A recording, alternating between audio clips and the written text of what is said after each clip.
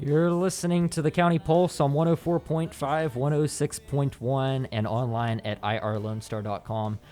It's been a while since we've seen you guys. Been about, like a month? Just over a month? Yeah.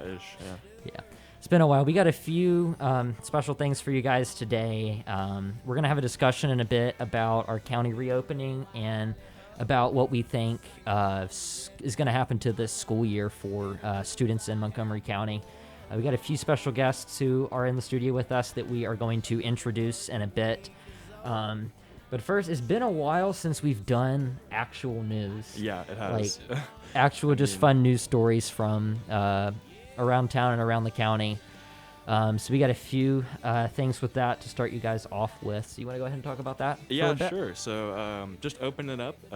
The TABC is now allowing breweries to keep patios partially open for on-site customers, and I'm assuming this is in reaction to Corona. Last week, the Texas Alcoholic Beverage Commission issued an option for temporary license modifications for breweries across the state. This means that breweries can now exclude patios and outdoor beer gardens from their on-site premises.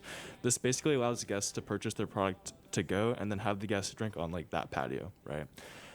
On July 20th, the Texas Craft Brewers Guild released the results of a survey it conducted to study the continuing economic impact of the pandemic on Texas's breweries.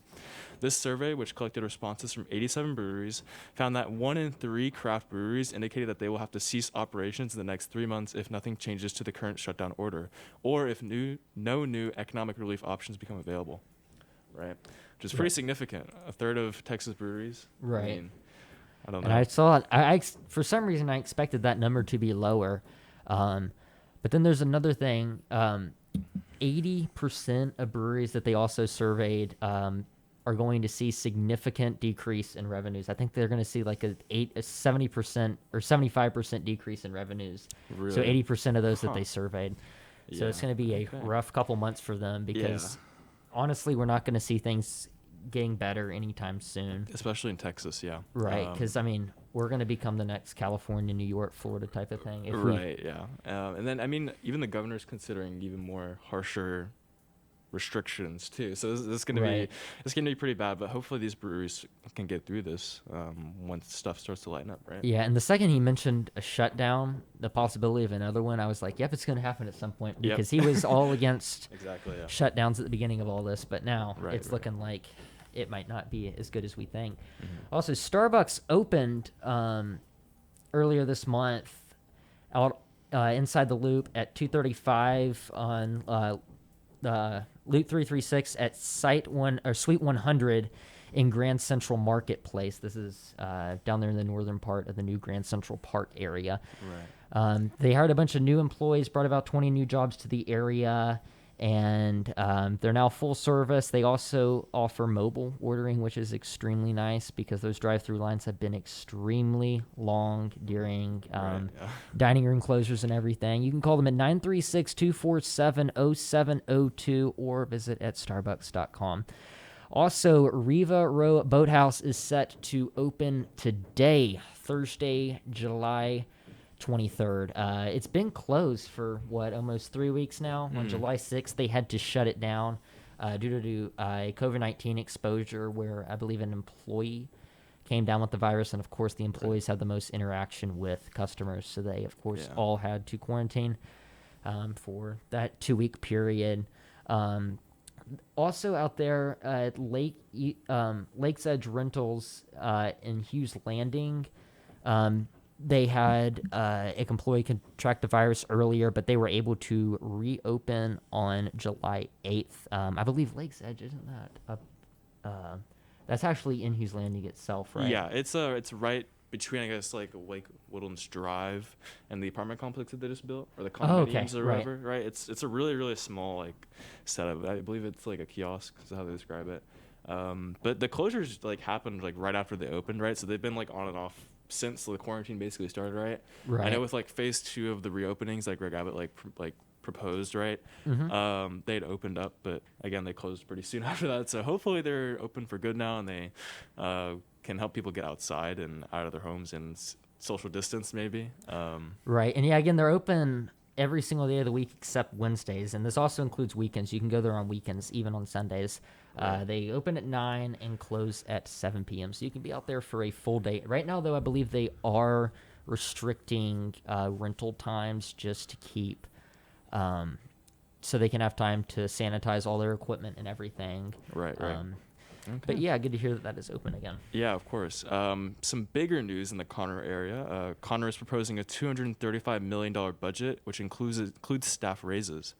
As a movement to defund police and fire agencies sweeps across the nation, the city of Conroe is including raises for police and fire in its fiscal year 2020 to 2021 budget, which is kind of crazy to think about. I understand the movement around the country is to defund police and service departments, Powell said in a statement. I want to send a strong message to our police department, fire department, staff, and others.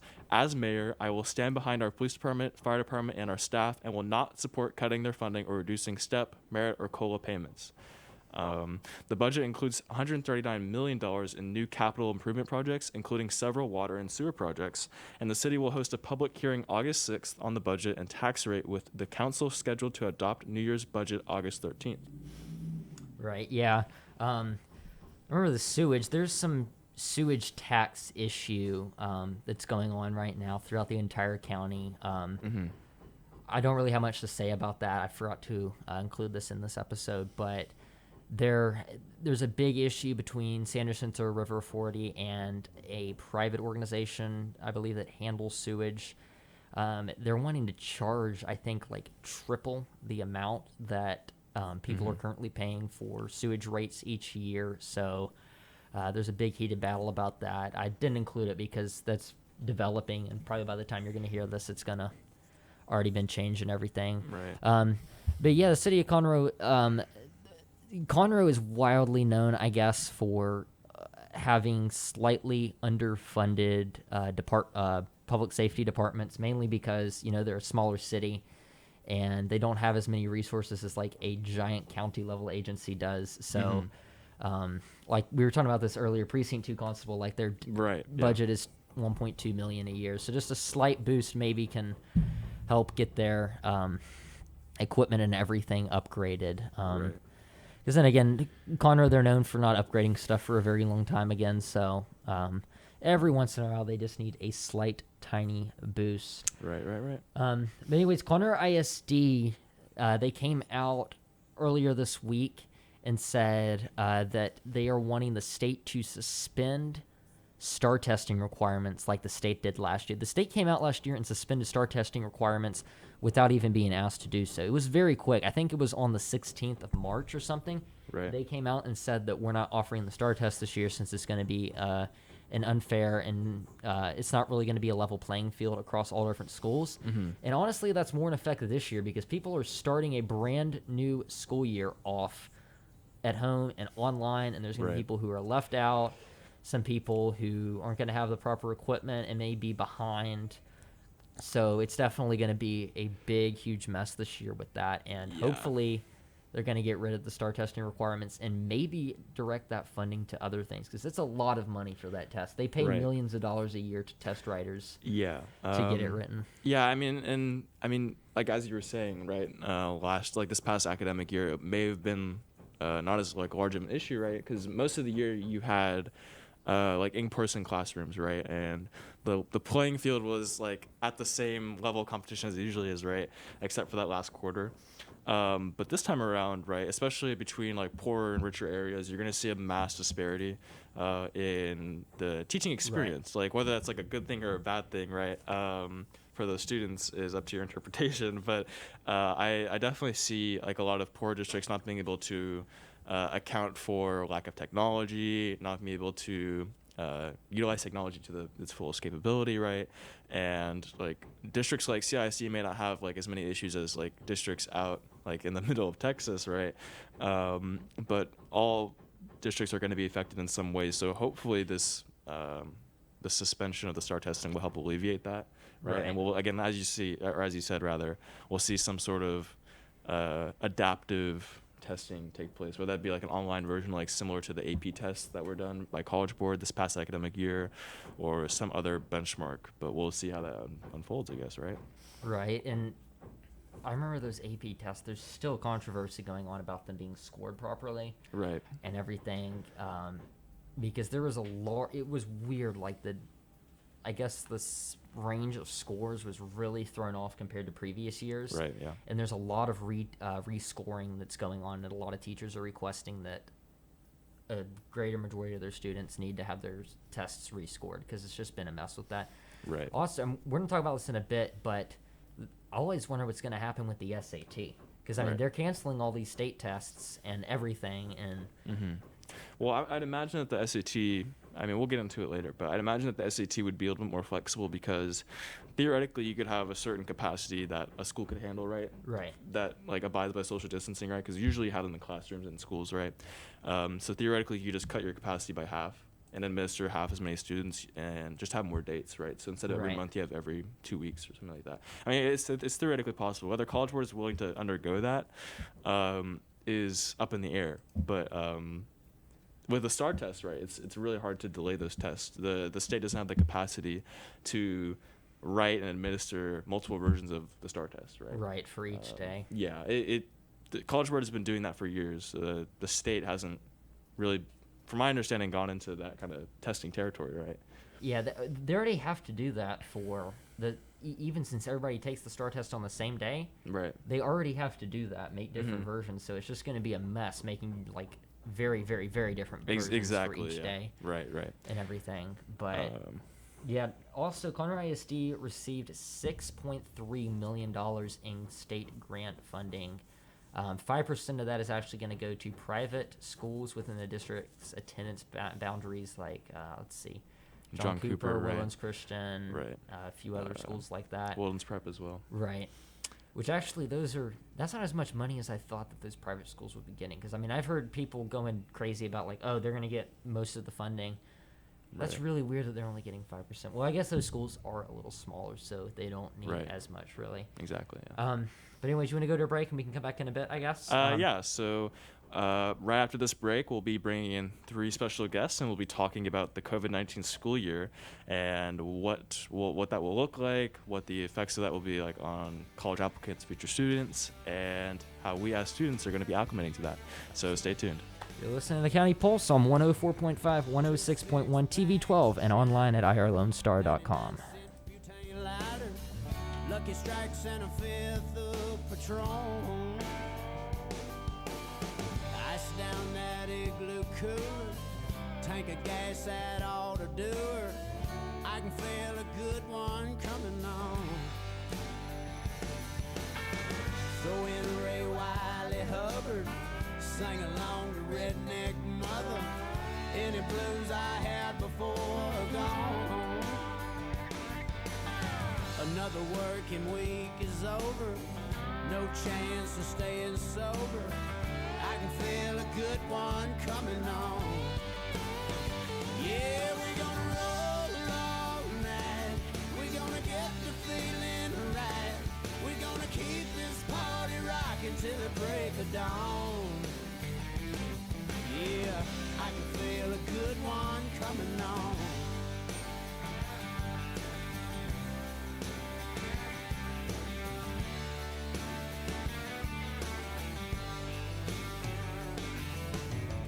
Three blondes in a ragtop Mustang followed us down to the lake and didn't have to think about that too long. Skinny dipping in the bright moonlight. Situation couldn't be more right. I can feel a good one coming on. Yeah, we're gonna roll all night. We're gonna get the feeling right. We're gonna keep this party rocking till the break of dawn. Yeah, I can feel a good one. Feel like a good one. I can feel a good one coming on.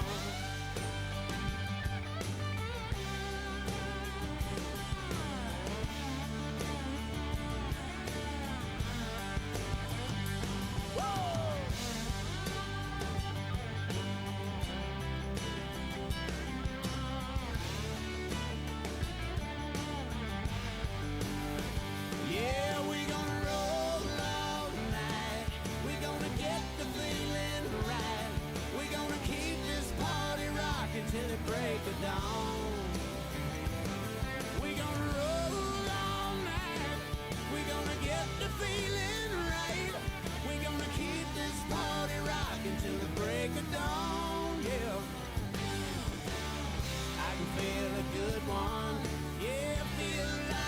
good one. I can feel a good one coming on.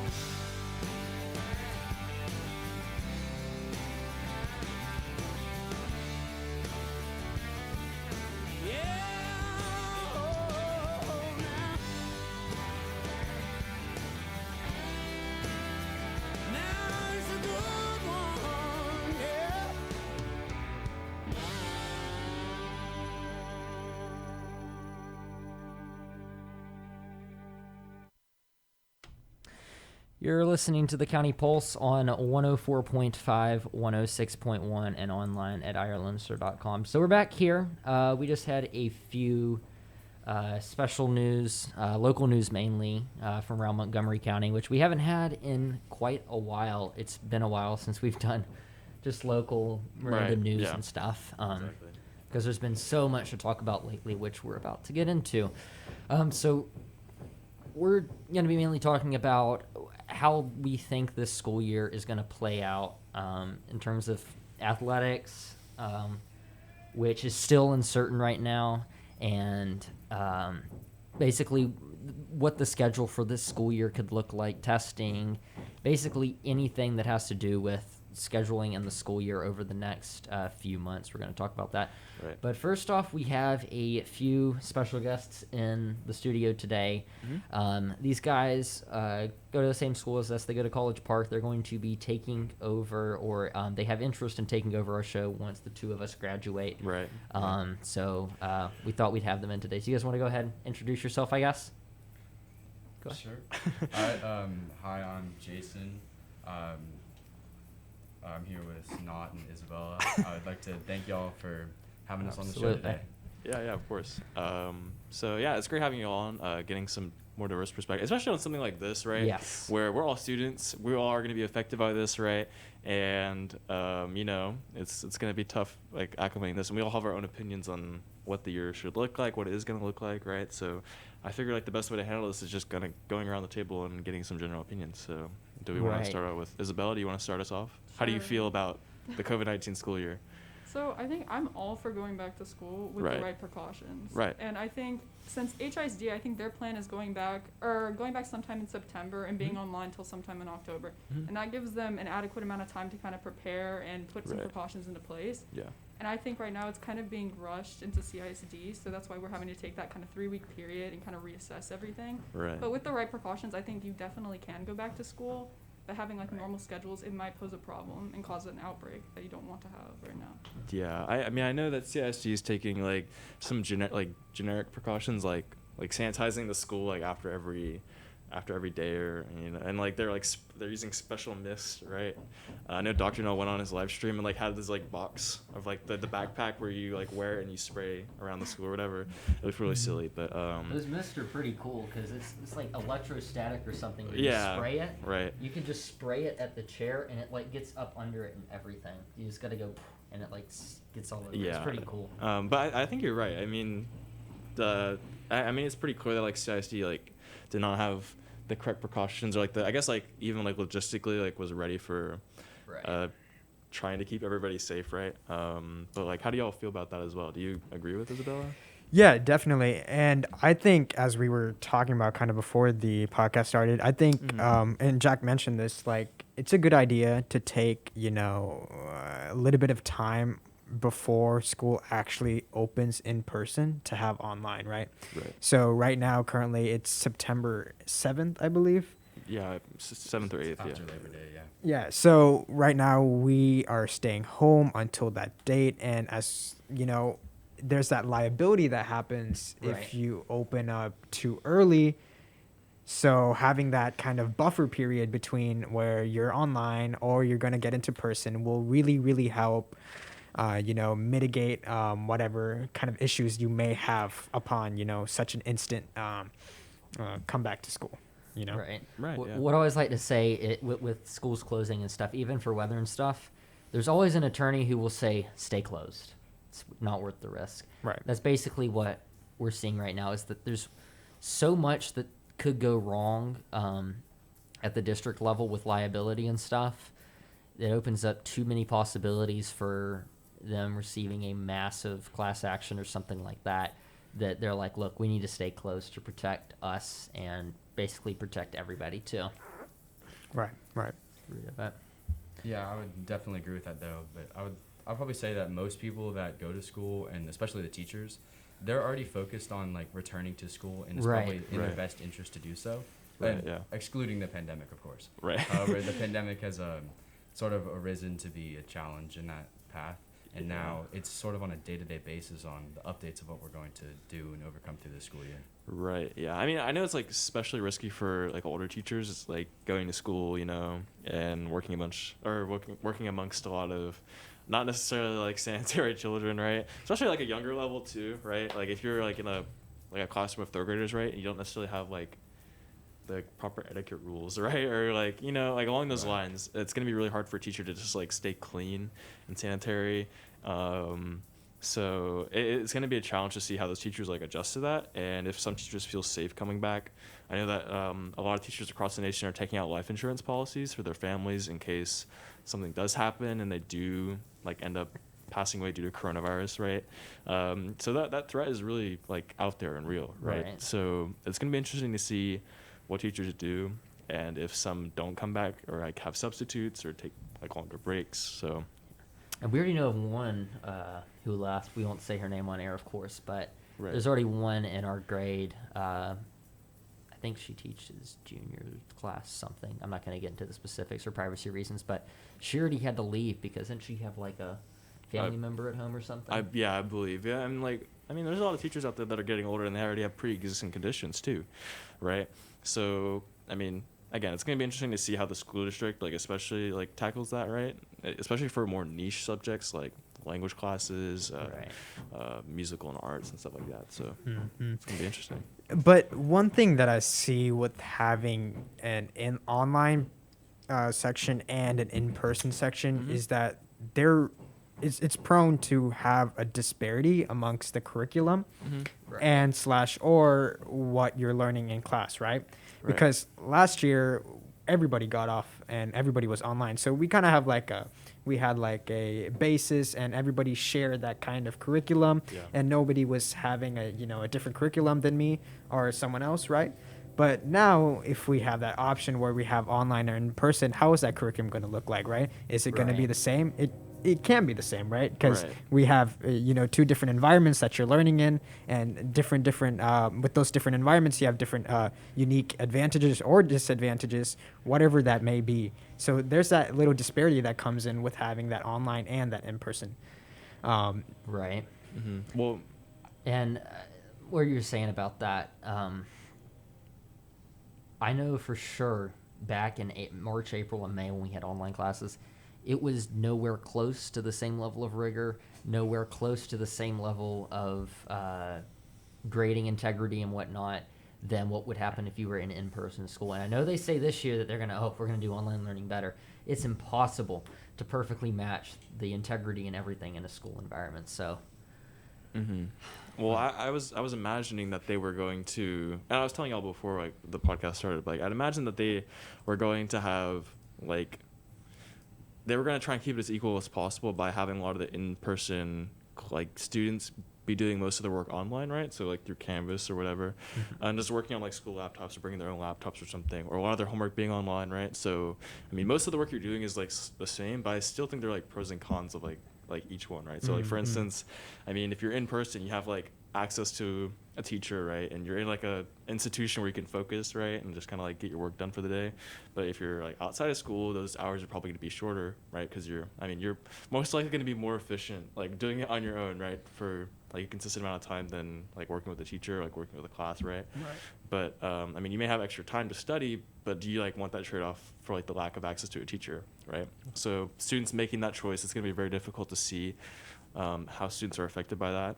And if there is a big disparity like you're talking about, it's not, right? So hopefully there's not. Hopefully they make it somewhat equal. But only time will tell, right? Right. Yeah. I mean, even like the online, what's it called? The online conferences and stuff last year with like office hours. We thankfully I had teachers who were very consistent with that, but it was even hard to make those because you would develop your own schedule and you'd be working on something else during that time. But yeah. Oh yeah, like to touch on that, a few of my teachers just started putting their conferences. They recorded them, and so it was really easy just to make my own schedule, and it was almost nothing like the school year. Yeah, it'd be hard to adjust back to that. I remember somebody was telling me that 2 a.m. is the new 10 p.m. Yeah. Yeah, pretty much. Yeah. That's basically what it became. And it still is that way. I mean, the one thing that I've been trying to do is to, as hard as it is, develop some type of schedule. And this is what I did back then too. Developed like just some type of schedule. Even if that involves waking up at 2 p.m. in the afternoon, just have some type of schedule that you can follow. It makes things a lot easier. But yeah.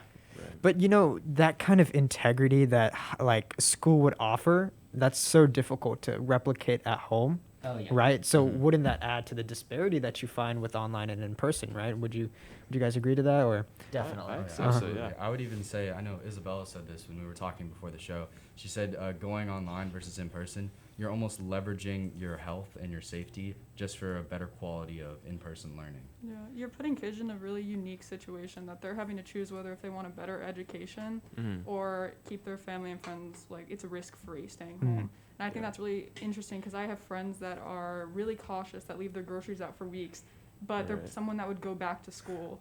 And it's kind of like this, it's just contradicting each other. And it's interesting to me to see what people choose.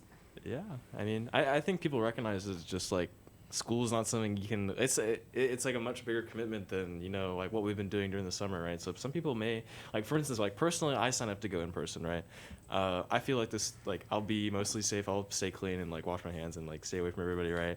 And wear my mask. But I know for a lot of people, like you just can't take that risk, right? Like either you or your family members are immunocompromised, right? So for some people, it's like. It's whatever. If I get sick, then I get sick. But I'd rather just like take that risk. But for some people, it's like a life or death thing, right? Right. So making like families and students have to make that decision in the first place is like really hard, right? And again, like as you were saying, like there is the possibility that you're losing out, right? And even in households where you don't have anyone who has any health conditions, if you have like a lot of people, like let's say you have 4, 5, or 6 like total people living in that household, right. What's going to end up happening is if one person gets it, everybody else is going to try and avoid getting it. But while they're trying to avoid getting it, they're going to have to stay at home in quarantine because they've technically been exposed to that person. So as hard as you try to not get it if someone else gets it in your household, you're still going to have to be stuck at home. So in some cases, it can be worse for families who get it, even if they don't have people who are immunocompromised, mainly, like I said, again, because it will slowly go around to each person in the family, because I mean you're going to eventually get it, and that just means more time that you're in quarantine, because even after you recover and someone else gets it in your family, you still have to stay at home because there have been reports of people getting reinfected. It's rare, but I mean Right. Yeah. And actually, I'm kind of curious if you do end up getting it, if you can just kind of like go online, right? Like, for instance, if I got it and I was doing the in-person option, would I be able to opt out, right, for the rest of the quarter? Yes. So the way that works, actually, Dr. Knoll said that at any point in time you can choose to go online. Okay. Like you could be in the middle of the school, they'd be like, "Look, I want to go online. My family member tested positive, or I was possibly exposed to someone." Right. The downside about that is that you can't switch till the end of the grading period. So let's say a family member got it on October. And by the way, guys, if you're hearing trains or whatever in the background, there's a lot going on today downtown here. But yeah, let's say like a family member got it or something mid-October at the very beginning of the second 9 weeks, and you had to stay at home. You'd be at home until January. You would not set foot in school until January because they're not going to let you go back in. Right. Until. And it's probably for the best, honestly. Right. if you do end up having it, then it's probably a better idea. But I mean, if it's a false alarm, then you're kind of like, then you're taken out of that equation. You're maybe missing out, right? So maybe some students may feel a little bit conflicted on whether to even report that, right? If they're not 100% sure if they haven't been tested, right? It's an interesting situation. Definitely. That almost makes you think. Even if the school wasn't pushed back and school did start August 11th or 12th, would it even make it all the way? Like, would there just be cases that spread around the school to the point where everyone had to go online? Yeah. You know what makes it so difficult is that it's based on a daily kind of interpretation, right? You can't go by the months, the weeks. It's by the day, right? So that's what makes it so hard. Like, as referring to what Jason said, right? we don't, like August is like next month. We don't know what's in store for us, and how the virus may develop or may extinguish depends, right? That's what makes it so difficult, and I see this as a trend is that we're living off of like a daily basis and seeing how this is developing, how this is going about, and planning for ahead is very difficult when we only have a scope for a day. Right. Yeah, and that's a good way. The way I like to look at it is that it's kind of funny because like this, it's weird. Like you look at the stock market, it like tracks like the bad days, and when it has bad days, that means bad COVID news came out. People have actually been using that to predict like when's bad news, when's like the second wave and all this going to happen. But you're right. It's been so hard for them to make decisions, and I bet it was a super difficult decision to cancel until September 8th because so much will change. And honestly, I'm going to sound cocky saying this. I've called I've made guesses on when they're going to cancel stuff and how long. I've made guesses correctly every single time. Back in March, I'm like, oh, it's done the rest of the year. There's no chance we're having school again. Boom. Sure enough, I was right. And then earlier I made a guess, oh, we're going to be out the first few weeks of school, and look where we are now. Right. At this point, I don't see us going back at all this semester. It's hard to say that, but... I have a question for you, Jack. Yeah. What did you base those assumptions, or I guess now it's not really an assumption, but back then, what did you kind of base that off of? What did you take into account to make that, okay, maybe school's not going to open now? How did you go about that? Well, I thought about the district, how many departments there are, how many employees there are, and I thought, let's see if a bus driver gets it. They have to stay at home, and that means other bus drivers probably got it. Their transportation system is completely gone. They have no buses who can transport anybody. All those parents are going to be notified the night before, hey, your kid, you have to drive them to school or make them walk. We don't have any buses operating. Also, what could happen, let's say there's like a meeting or something, somebody gets it. All those teachers are gone. And also, I mentioned this earlier, I've been thinking of it more from like a liability standpoint, is that schools can be held liable for literally anything. Schools can be held liable for you getting in a fight with somebody else and that person hurting you. Not the person that hurts you, because actually in Texas we don't cite you anymore if you get in a fight at school for assault or anything. It's weird, but we don't do that anymore.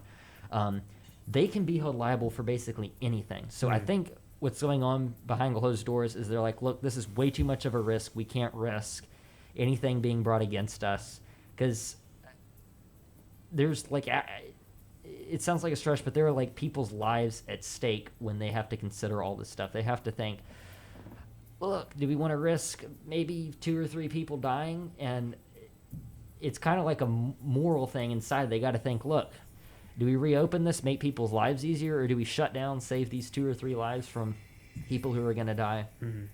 Because if you think about it, there will be students who die. And if you think about like those emails that you get maybe once a year if a student dies in like a car crash, or I mean even suicide and stuff like that, just think about that, but per campus, multiple people listed, because that's a very real possibility. There's been schools who have drafted up death notice letters, like templates that they would send out to parents in the event that somebody died. They have like this stuff ready and everything. Wow. So it's like I don't know.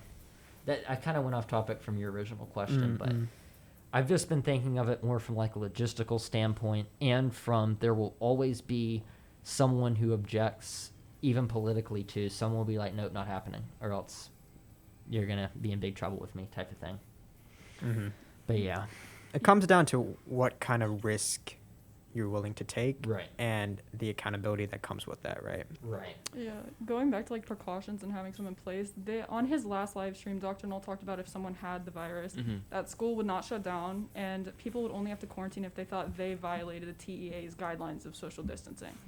So this could potentially pose a really big problem in people that are asymptomatic. So there's so many different factors and ways that this could spread and just be disastrous within the school.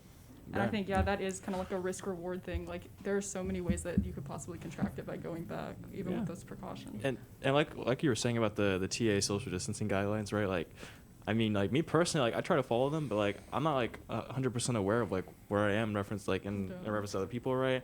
I may be like walking with a friend in the hallway. I may just like not even think about it, right? They may just be right next to me. Maybe they have it, right?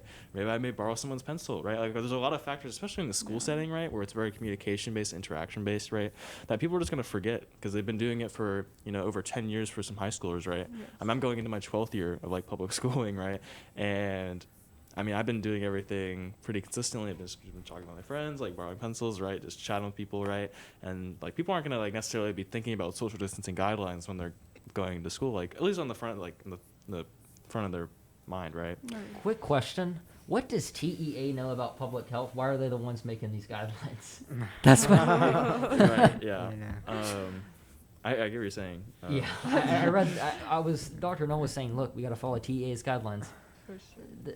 They're education, not health. So that's kind of I've always found that weird. But I think that comes down to the question, like, if we do go back to school, how are, and if they are, administrators going to enforce these rules, right? Yeah. Right. At what stretch are they going to kind of say, hey, we really want to enforce this, or they're kind of be like, okay, let's see how we want to approach this, or generally speaking, we have been kind of lenient towards how we want to approach it. Recently, we've gotten, kind of serious in that regards, but how does that kind of communicate and translate over to our school setting, right? How are they planning, and if they're planning to enforce those kind of... So I know a little bit about this. So what they can do, so right now the governor's order for mask orders, no local agencies can enforce it. I know you've seen like the sheriff's office and precinct 2 constable. I have his pen right here actually. They sounded like they were refusing to enforce it. They weren't necessarily refusing to, they were just making it known that the governor gave them no power to enforcement. Local agencies, law enforcement, any type, police, whatever, cannot enforce this order no matter what. Even if they did, it would be a big liability for them because it would be something called unlawful detainment, which is bad because that is a lot of money in lawsuits to be won. The only people who can enforce it are at the state level, which are state troopers or Texas Rangers, and state troopers are all over the highway writing speeding tickets, not inside schools doing tickets for people not wearing masks. Right. And that, to your question, a little more too. The worst that will happen at school is they form some type of discipline rule and write you a referral, which basically is a slap on a wrist. Most people don't know this, but those do not go on your transcript when you graduate. Oh, really? So it's basically just like a boom. Nothing really, even DAEP and stuff like that. I don't even think they put that on your transcript anymore. So the worst that happens is that happens, and they give you a stern talking, and here's your little slip of paper, go take it home type of thing. Yeah, kind of going on with like Rawson said, I think it's important to focus on, it's not just high schools being affected, it is like younger kids in 3rd grade. Yep. Yes. And how are you supposed to enforce those rules? I feel like over the time it's just going to become more lax, and it's really difficult to tell 2nd graders and 3rd graders who can't fully grasp what's going on and enforce these things. So I think that's a difficult... I mean, like, just like thinking about it, like, even on like a playground, right? They're obviously going to just be taking their masks off and like playing around, like, sneezing on each other, right? Like, and, like doing whatever with their hands, right? That's like inevitable, especially with like really younger kids like you're talking about, right? Yeah. How are you going to like keep masks on those like kids, right? It's already a challenge enough for parents of like 2 or 3 to like keep all their kids like, like social distance from everybody else, keeping their masks on, washing their hands, right? Using hand sanitizer. But you have like over 100, hundreds of kids, right? And like lower education, like elementary and like intermediate, right? Just like kind of running around, especially like during recess, stuff like that, and like lunch. So again, as you were saying, I'd be very interested to see how schools can, I guess, accommodate that, right? Right. And seeing what they do. But if schools can't control head lice, how are they going to control this? I mean, Yeah. honestly. Exactly, yeah. But I'd like to touch on what you said, like the younger children. Yep. Is it even feasible that those children that young could even learn online? I know. Right. It's so It's difficult. their whole education year is Yeah. nearly scrapped. Because you put them in like 2 different positions. It's putting like the parent as a teacher and parent, and if they have a job, then having to work on top of that. Or you're sending your child back without like a fully grasped concept of like what's going on, or like the ability to wear a mask. And just another really difficult and unique situation to put a parent and the child that young into. Right. Yeah. I mean, I was actually thinking about that. I was like with a friend, and like the news came out that they were like doing online school for like younger kids. Right. I was like, how's like a first grader like sit at a desk or at a computer for like over an hour, right, and just like work, right? Like as high schoolers is like pretty reasonable, right? Like we kind of do that in class anyways. But like a lot of like first grade activities are not like taking notes, right, or like filling worksheets. A lot of it's like very interactive, right? It's very like engagement based, right? So I mean, I know when I was in first grade, I would not be sitting at a computer like working for an hour. I would have to like go do something or something. Yeah, it's lacking that discipline that we find in school. Right. Exactly. Because even during the school, I mean, when we had online learning back in April and March and all those months, that felt like forever. I found myself not wanting to follow the schedule. Found myself, even if I woke up early, I'd do something random and then get started on schoolwork at like 11 and stuff. I just think they need to do it a little differently, maybe have it more like a rigid structure. Because if you think about it, it might make people sigh and everything and be like, oh, come on. But if they make it where like you have to sit down for this certain amount of time, they could actually make the time shorter that you're sitting down, because that means that you have to be fully focused on whatever you're doing. And that's what they have planned for high school right now. 4 hours a day, and only 4 hours a day for online learning. If you think about it, get up, 7 a.m.? If school starts at 7 a.m., getting up at 6:30 is kind of, but you're not having to drive to school, you're not having to rush to get ready or anything. Then from 7 to 11, you have school, and then you're done by lunchtime. Right. Going back to, talking about these younger students and, how we want to implement that online learning. Let's say I'm a parent, working like multiple shifts, right? And, school or daycare or just school for these little kids is how, I can go get my work done. I have that sense of, okay, there's someone who is watching my kid right now. Given this, situation, it poses kind of difficult, for families that may, find it difficult during the day to look after their child, especially now being that they're at home, and, that's another kind of situation they need to tackle, right? Yeah. I mean, again, like going back to that, it's just going to be really hard to keep those kids accountable, right, and focused. I mean, like, there's like a bunch of like science, right, and pedagogy surrounding like teaching younger kids and keeping them engaged and like having them learn at such a young age, right? I mean, you kind of have to throw a lot of that out the window when you're going online, right? So I'd imagine that, I mean, like, I'm so glad I'm not like having a kid going through this, or like I'm not going through this as like a toddler, like in elementary school. So I know I would not be like absorbing the information as well, right? Right. You don't even have like STAR testing, like presumably you don't have STAR testing keeping like teachers even necessarily accountable on like what they're teaching, right? So it's gonna be interesting to see. But like close to like what Jack was saying about like more of like across the board, right? Like keeping kids on a schedule. I'd be curious to see how they go about that, right? Like how do you make sure that your student is engaged in the topic, right? Like you can't force everybody to have their webcam on, right? You could say like I really wish everybody have their webcam on, but you can't force it. You can't even like know that kids have like a laptop readily available at a certain time, right? Maybe it's like a work laptop for their parent, right? So it's kind of and I mean this laptop that right here, right, is starting to reach the end of its life. The fan's going out on it, and it costs about as much to replace the fan as the thing is worth. So I mean, like that brings up a good point, like you just said, that not everybody has a computer for every single person in their house, right? To or work readily on, available, right? Or internet connection. Yeah, right. Exactly. I know we could say that for like consolidated and stuff. Yeah, exactly. And there aren't even like I was trying to like go like do some work for school yesterday, and like a lot of the libraries don't have computers open, right? You can't go upstairs. A lot of it's just like we're only taking books, right? If you're coming to deposit them, but that's about it. So you can't even go somewhere like for like the morning, right, to go work on a laptop that like is publicly owned. You just kind of have to like figure out on your own, which kind of is really rough. So I mean, what they could possibly do is just have the libraries open access for whoever needs to come and like work, which they may have been doing. I'm not too sure. But, and they've also been giving out Chromebooks with SIM cards in them, and basically the Chromebooks have like a cellular modem inside them, and they like do like cell phone data stuff with the towers and all that. That's exactly what Conroe ISD was doing last year. They were giving out Chromebooks for those who may lack in that technology, but they're limited to supply. They're limited to how much they have. So at what point do we have no more Chromebooks for kids that need them? And that's CISD too. Like that is like and we're a relatively like very wealthy like district, right?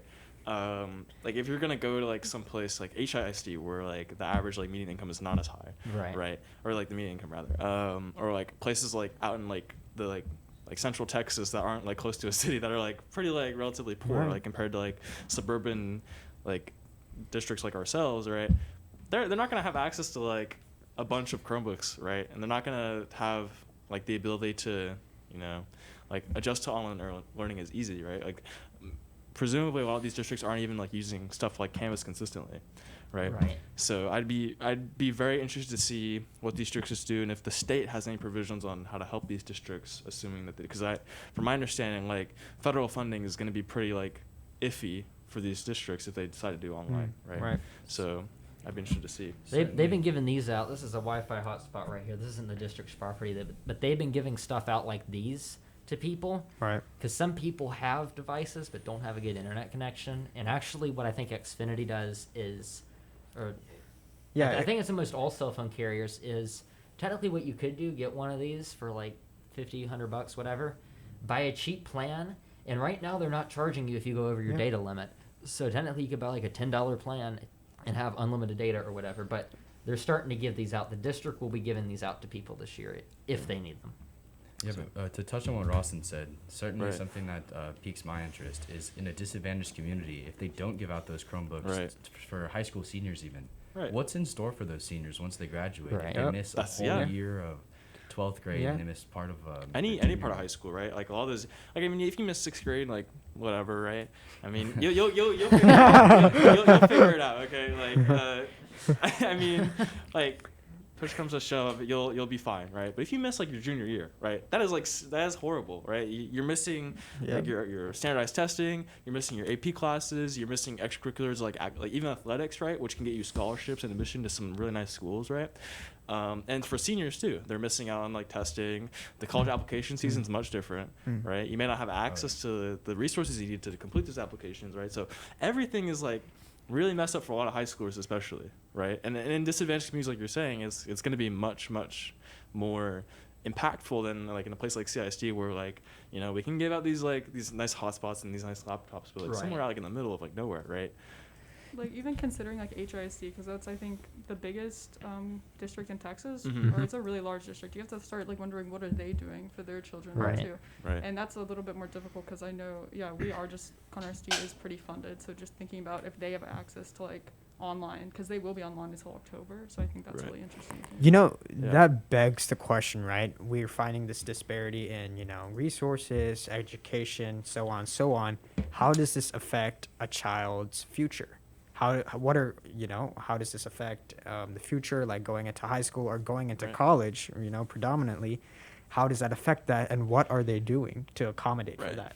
Yeah. Like there are a bunch of people that were banking on getting athletic scholarships, like you said. Exactly. Yeah. And like the whole spring season was just wiped. Yeah. Right. So if they are not necessarily a great academic student, they were banking on that athletic scholarship. Yeah. Who's to say what's to come? And Stanford completely eliminated a few varsity men's sports. I think they eliminated like 22 or something like that. Wow. Yeah.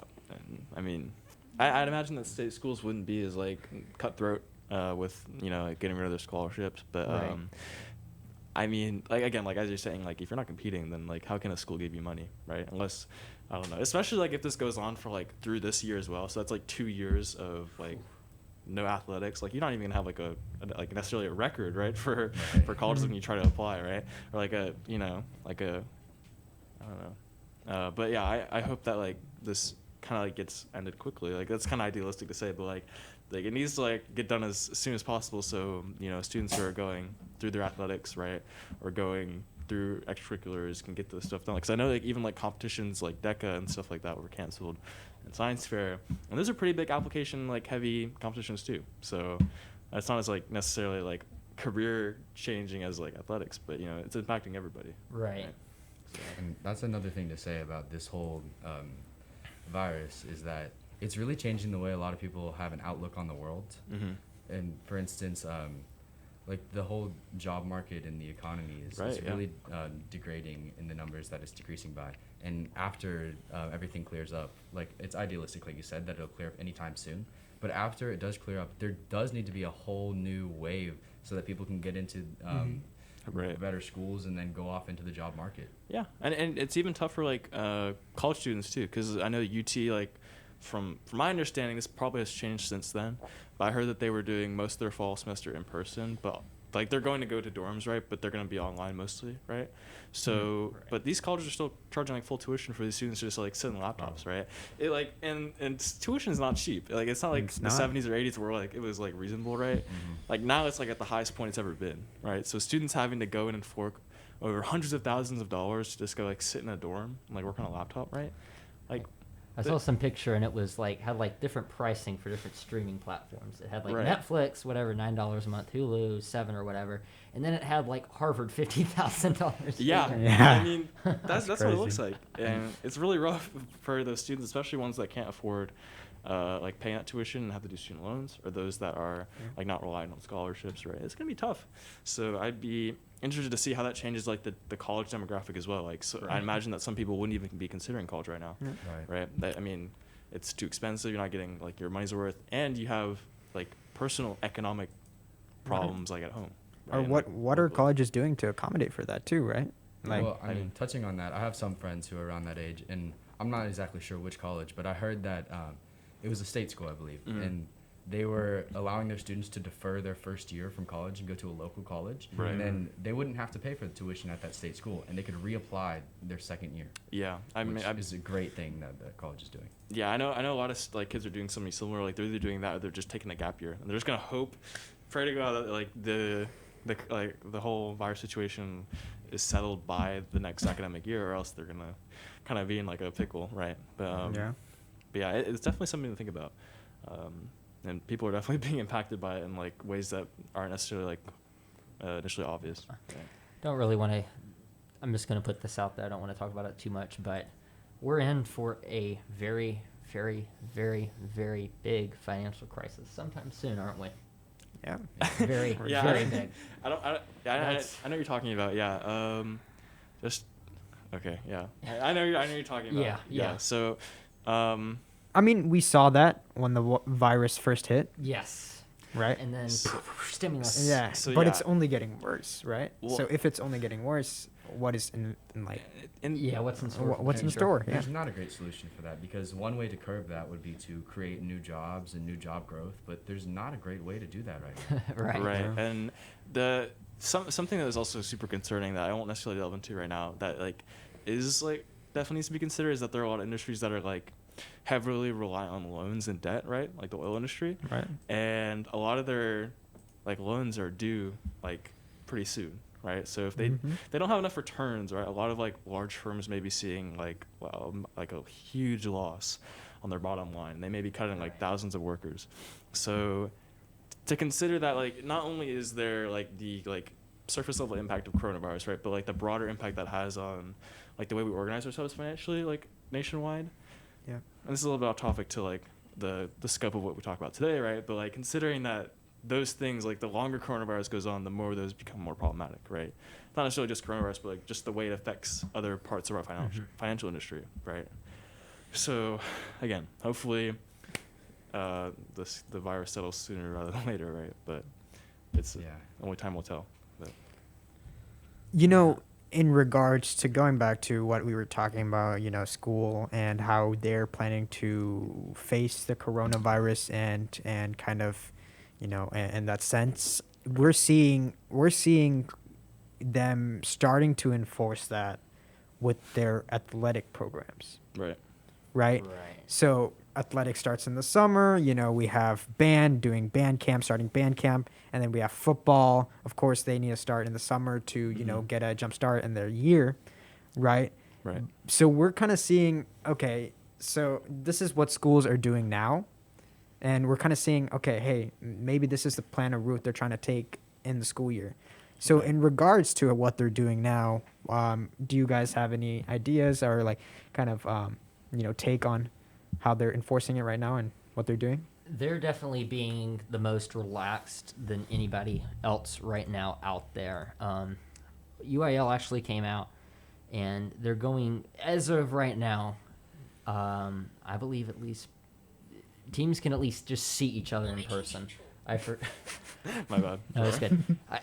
I don't know what the exact requirements are, but anything related to athletics can begin on, what was it, September 4th or something like that. And then the first games of the season can be played on the 28th, which is the same, because UIL handles all of this, by the way. So this is all this is like at the state level. I think they're following TAPS, which is basically the UIL for private schools. They're following them. What they do, which is kind of weird because you'd expect it to be the other way around, but it is what it is. They're being very relaxed right now. They're, I think, allowing 50% attendance at games, which is really, really, really nice. So it's not going to be anything like it was last year where everybody's all packed together. But personally, what's going to happen is I think some schools are going to have to shut down, meaning teams won't be able to meet. There will be giant holes in scheduling. Right. Because UIL and TAPS, I believe, there's some weird scheduling overlap. I forget how it works. Someone explained it to me a while ago.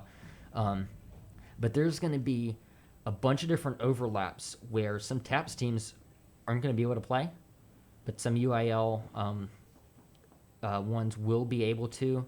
So it's going to be a big scheduling mess is what's going to happen, because there's going to be some schools that are shut down, and it's just going to be a scheduling mess. I think, if anything, athletics can happen.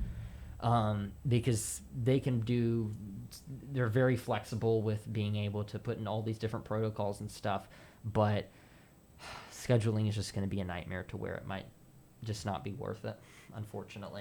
But see, just for example, football, right? We have, these kids that are lining up against each other. They're all sweaty, they're spitting, they're bleeding. And whatever that may be. Right. Okay, maybe that was a stretch, but but it's a contact sport essentially, right? And right now there's no rules against continuing with that. Right. I think it's interesting that you're topping on that, because the schools are finding ways around following the UIL's date of starting practices September 7th. Yes. Because my friends are practicing soccer, and a girl on the team got COVID. No one had to leave. The soccer practices continue. It's just interesting that the schools are kind of finding ways around these dates and the UIL's enforcements, and I think that can be disastrous as well. I think there's some way they can word it to where it's not like an official practice or something, not like just like informal, I guess. Right, but informal, but if you don't show up, exactly. And that it poses that unique position again of putting a child in the position of wanting to pursue their sport and continue excelling at it, or keeping their family low risk. And I think that's just very interesting. Right. Yeah. It goes back to enforcement, right? Again, you can kind of compare that with the mask order, right? It's not enforced, right? Right. That you mentioned earlier in the podcast, but it's still out there. Right. It's all just a mess. I mean, the thing is too, athletics and academics, basically just school operations and athletics operations are completely different things, and they're both handled by the same entity, even at district levels too. So I think what many schools are going to do, listen to what the UIL says, not try and do their own thing unless it has to do with practices, because they don't have much wiggle room with UIL. They gotta, for the most part, follow what they say and whatnot, because UIL is basically like an accreditation thing, I guess you could think of. But yeah. Yep. It'll be a lot. I mean, do you guys want to stop here for today? We talked about a lot. Yeah, we did. Maybe we want to have a closing Yeah. statement, I guess. I don't know. So I guess, but probably by the time you're listening to this, a lot has probably changed, because as you were saying earlier, things change on a day-by-day basis. It's ridiculous. Maybe next time we can talk about this again, but talk about what's been updated, and I think we're gonna have another special guest on, hopefully maybe through Zoom next time. Somebody from either MCHD or the county judge's office, so hopefully we will be able to have them in. Yep.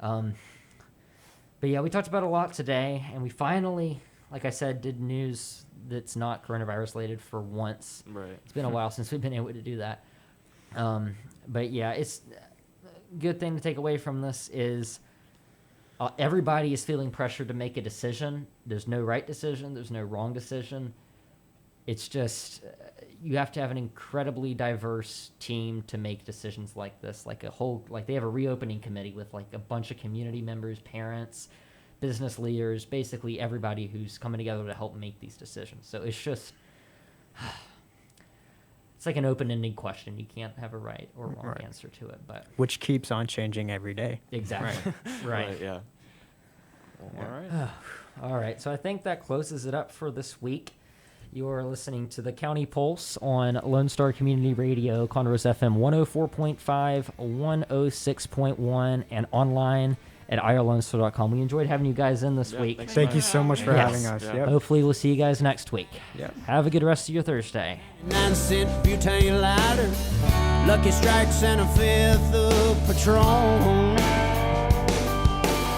Ice down that igloo cooler, tank of gas that ought to do her.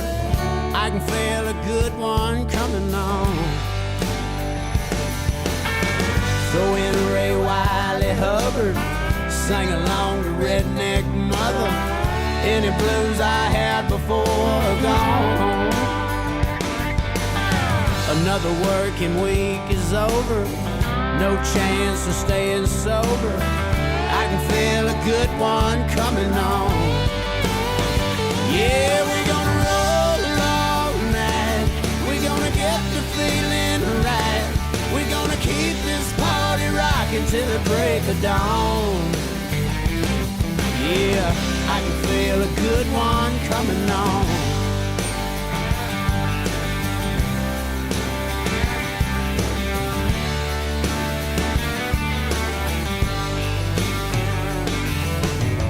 Three blondes in a ragtop Mustang followed us down to the lake and didn't have to think about that too long. Skinny dipping in the bright moonlight, situation couldn't be more right. I can feel a good one coming on. Yeah, we're gonna roll all night. We're gonna get the feeling right.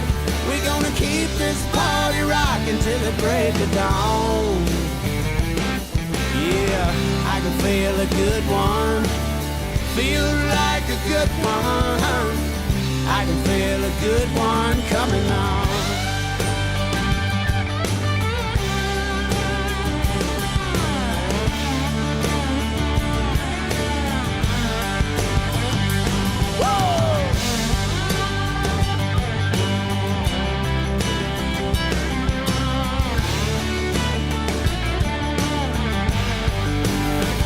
Yeah, we're gonna roll all night. We're gonna get the feeling right. We're gonna keep this party rocking till the break of dawn. We're gonna roll all night. We're gonna get the feeling right. We're gonna keep this party rocking till the break of dawn. Yeah, I can feel a good one. Yeah, feel like a good one. I can feel a good one coming on.